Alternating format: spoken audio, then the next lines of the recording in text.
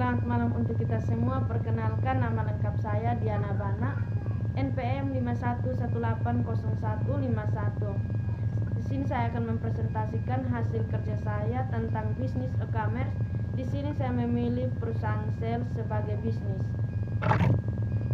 Sejarah Shell. Pada awal bulan Februari 1908, Royal Dutch Shell Group Shell terbentuk melalui penggabungan dua perusahaan, yakni Royal Dutch Petroleum Company Belanda dan Shell Transport and Trading Company Ltd dari Inggris.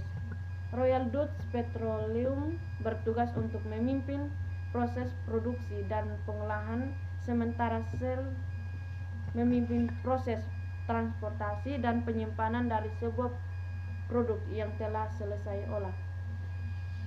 Pada perusahaan Shell didirikan pada bulan Februari 1907, 113 tahun yang lalu. Pada abad ke-20, pada tahun 1919,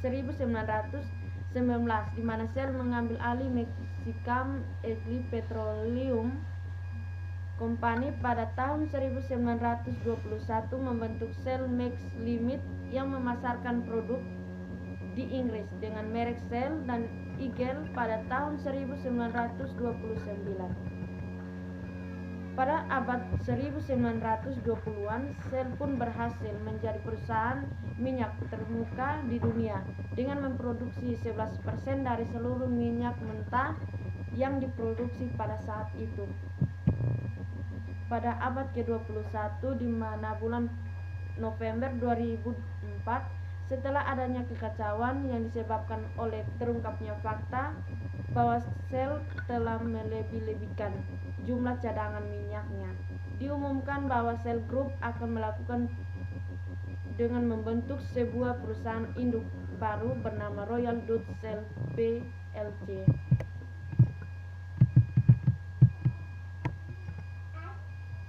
Shell Indonesia adalah bagian dari Royal Dutch Shell Group, salah satu perusahaan minyak dan gas terkemuka di dunia yang berpusat di Belanda.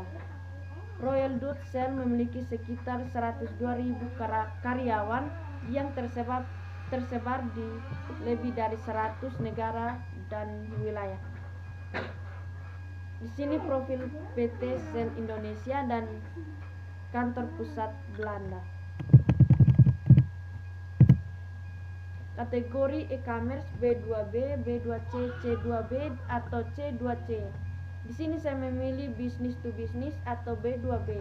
B2B adalah pertukaran produk, jasa, layanan ataupun informasi di antara pemain bisnis dengan menggunakan internet. Downstream B2B yang menjual bahan bakar dan produk tertentu kepada kalangan luas pelanggan, yaitu commercial fuels. Yang kedua, global customer service. Yang ketiga, Shell Aviation. Yang keempat, Shell Bitumen. Yang kelima, Shell Gas. Dan yang keenam, chemical.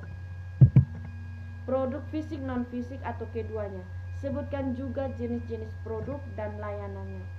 Kedua produk tersebut memiliki kualitas-kualitas yang sangat unggul pada peminatan para pelanggan.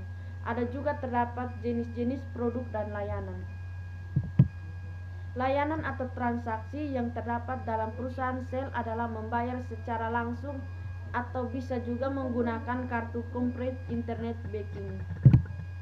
Perusahaan Shell termasuk e-mall karena e-mall merupakan pusat pertokoan elektronik yang menyediakan fasilitas mirip dengan mall di dunia nyata. Pada mall elektronik ini ditampilkan produk-produk dari berbagai toko atau bengkel. Sekian dari presentasi saya.